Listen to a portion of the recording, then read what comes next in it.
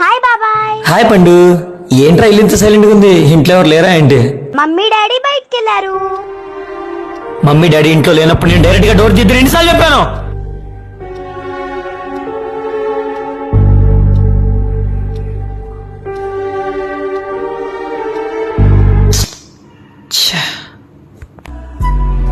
అలా కాదమ్మా, బయట సొసైటీ మనం ఊహించినంత మంచిగా ఏం లేదు.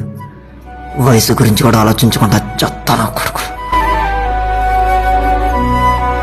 ఇంటికి ఎవరైనా వచ్చి డోర్ కొడితే మమ్మీనో డాడీనో పిలవాలి. ఒకవేళ మమ్మీ డాడీ ఇంట్లో లేకుండా నువ్వు ఒంటరిగా ఉంటే అప్పుడు ఇలా రా.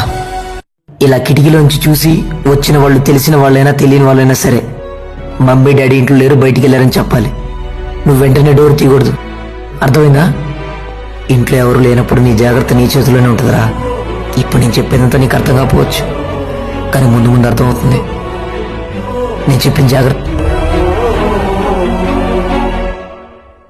అన్నయ్య, అది పాప అల్లరి చేస్తుంటాను, నేనే కొంచెం. అంతా విన్నాన్రా. ఈ సొసైటీలో ఆడపిల్లలు మనుషుల మధ్య తిరుగుతున్నారో మృగాల మధ్య తిరుగుతున్నారో కూడా అర్థం కావట్లేదు. ఆడపిల్లలకి మంచి చెడుతో పాటు ఇలాంటి జాగ్రత్త నేర్పించడం కూడా చాలా అవసరం. మన జాగ్రత్త మన చేతిలోనే.